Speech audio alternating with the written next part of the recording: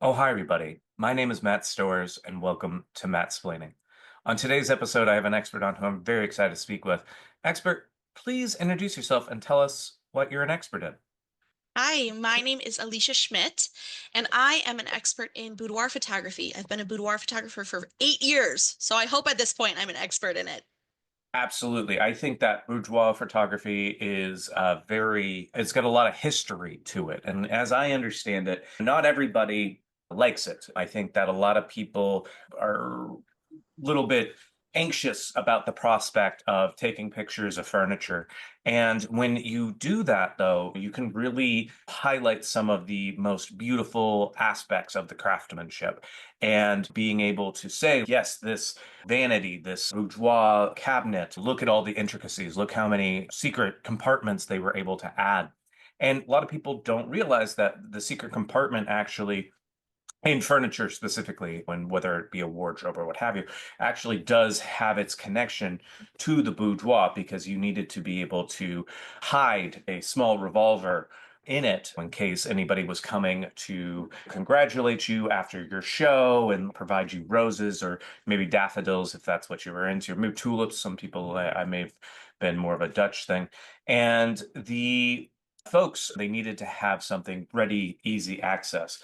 And one of the things that the photography kind of tried to encapsulate was like trying to reveal those secrets, not unlike a magician or people that are trying to reveal magician secrets. They were trying to reveal these secrets of this craftsmanship to show more people, like, okay, this is where the secret compartments might be. This is how, if you were to purchase this as an artist or as a touring company or what have you, you could rest assured that your artists would be safe and would have space to hide their things. And there's some things that are a little bit more illicit, whether or not it is a compartment to hide some alcohol or some other things. But sometimes it's like a little sack of gold or something like that too.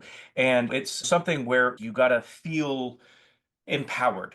And that's what I think that the photography ultimately provides is because you feel like you know so much about the furniture in this space that you can really know whether or not you want to purchase it, whether or not you really want to have it in your house and or your performance space and have it represent you and your fellow performers. And I think the people that really go into this and really buy into this are wanting to have this lasting memory after they've finished performing, after they've finished getting ready. They want to think back fondly on these photos and say, wow, I really had such a fascinating and effective piece of furniture. Yeah, it did break down over the years, but like this made me feel empowered and made me feel like I was somebody who really knew what they were doing and really took care and put attention into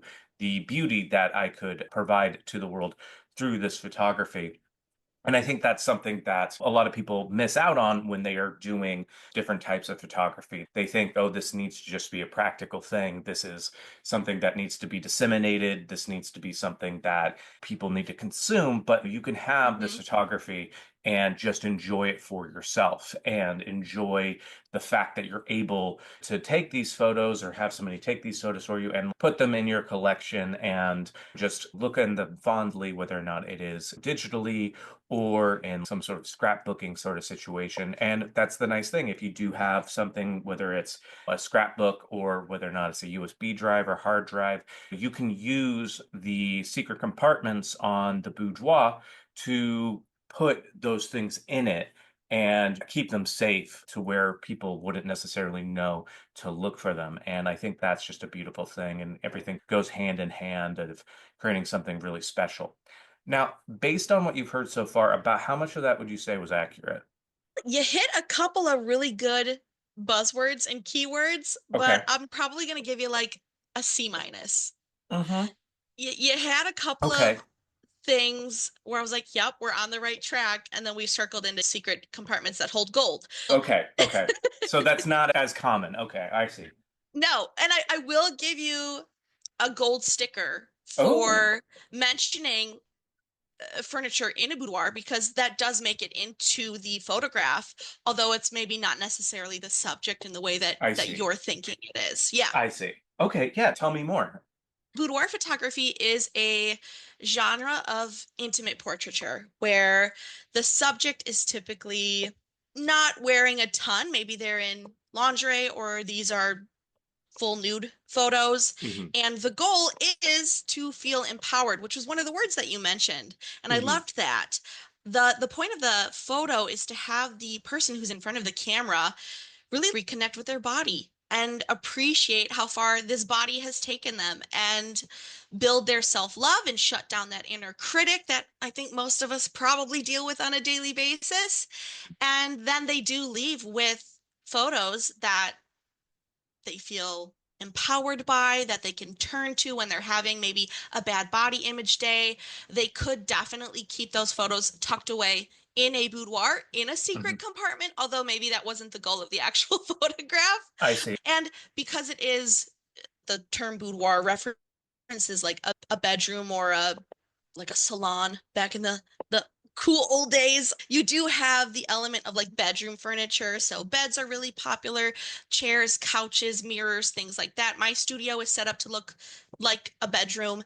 So you were really close with that, Okay. but we just had to pivot a little bit. It's That's I no, I'm so intrigued by how close I actually got. What got you first interested in it? Yeah, great question. I struggled with my own body image for a really long time. And I realized one day I just finally had this epiphany moment that I'm wasting a lot of my life hating myself and that's not productive. That's silly. Like, why am I wasting so much time, energy, and effort into hating myself when there's got to be something better? I started looking into things that I could do to build up that relationship that I have with myself. And boudoir was one of the things that I chose to do. I have been in front of the camera many times. And when I moved to where I live now, I didn't see a ton of boudoir photographers in my direct area. So I thought, how hard can it be? I'll just start my own studio. And it is hard.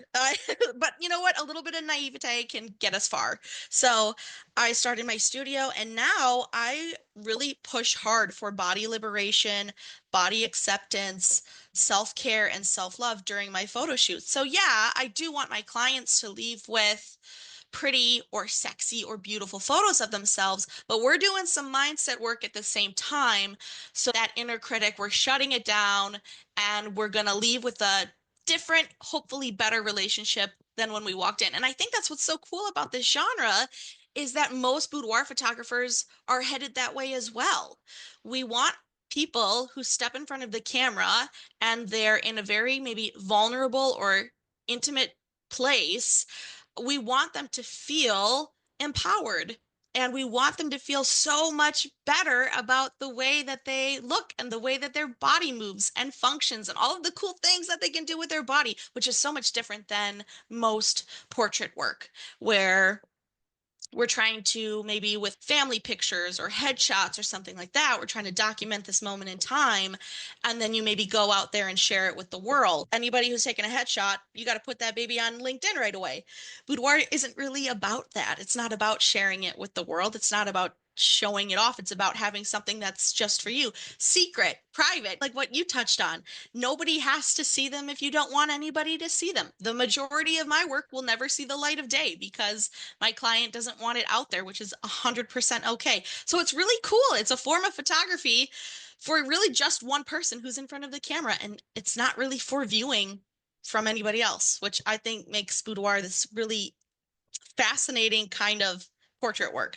That feels like something that people could get so much joy out of. And I think that we have so many things right now where there's an insistence on relying on other people to give us validation and joy. So taking Hmm. something that is like, I am doing this for me, seems like it would be like really something that people miss out on in terms of the joy that they get on the day-to-day basis. Would that be accurate? Yes, 100%. And I'm so happy that you're using that word joy because that's something that I use all of the time.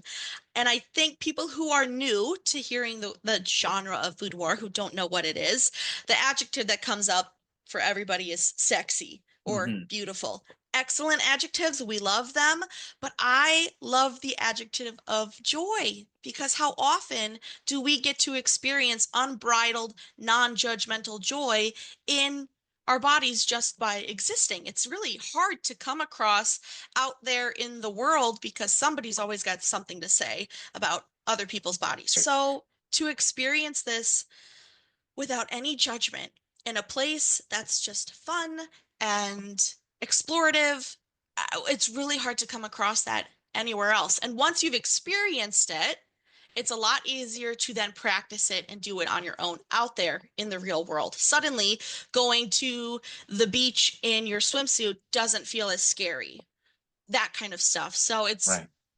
I'm so happy you used that word. I would give you another gold sticker if I had Hey, one. hey, that's my aim for all of these. As the discussion continues, it's just get more gold stickers. Just like when it was in school, like I didn't have the best grades, but I had the most gold stickers on that sticker board. I'll tell you what. Yeah, and really isn't that the most important thing at the end of the day? Absolutely, absolutely. If somebody was looking into the prospect of wanting to do this, like where would be like the first place they would you would recommend that they start? Is it the sort of thing where you go out and you, if the person was wanting to wear lingerie, they go out, they buy this very specific lingerie, and then they find a photographer? Is it more something like you want to work with a photographer first? What do you think is like the best way to approach it? Yeah, so if somebody was interested in booking a photo shoot, my recommendation would be to start with maybe your friends or family and see if anybody has worked with someone, because I think Hmm. knowing someone who's had the experience can be really helpful in finding someone who's best for you. And then, honestly, I know it's boring, but heading to Google and Hmm. checking out reviews, that's really important. So look at the reviews, see what other people are saying about that photographer, because this is a very intimate form of portrait work. And you need to make sure that you're going to feel comfortable with the person who is documenting you. Because if you don't, that's going to come through in your photos. And that might actually create more negative self-image than when you started this whole process. So we don't want Totally, that for you. So look totally. at the reviews and then head to photographers' websites, look at their work, see if how they shoot aligns with what you want. There's different types of editing styles, and some people do a ton of Photoshop. Some people don't do any Photoshop. Some people shoot very dark and moody. That's my jam. Some people are very bright and airy. It just comes down to personal preference and the type of art style that you like. So that would be something I would look at after reviews and then reach out to the photographer and talk to them.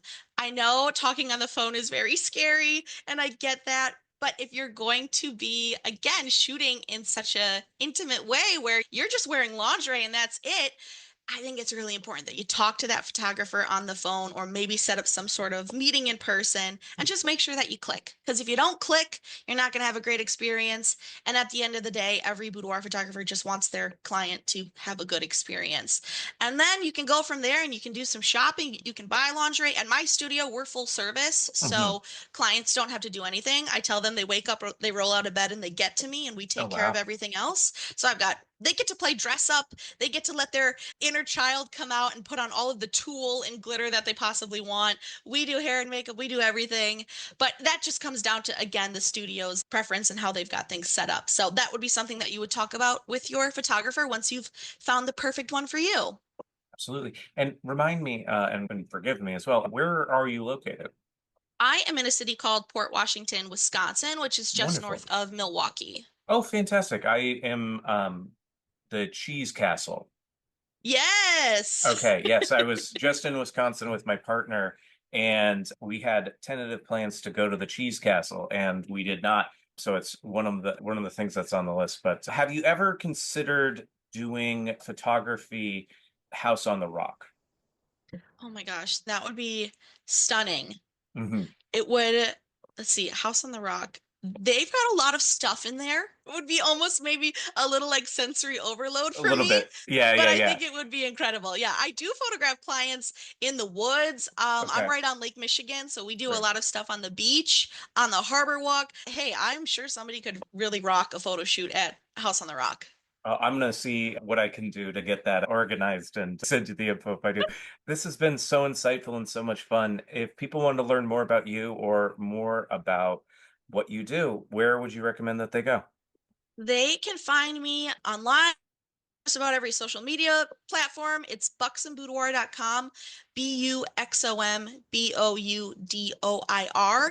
And then that's my name on Facebook and Instagram and TikTok while TikTok exists and all that good stuff. Absolutely. Fantastic. Thank you so much for joining me. I feel like I learned a lot, and I hope other folks did as well. Yay! I am so appreciative of you having me on. This was so much fun. Absolutely. My name is Matt Storrs, and this has been Mattsplaining.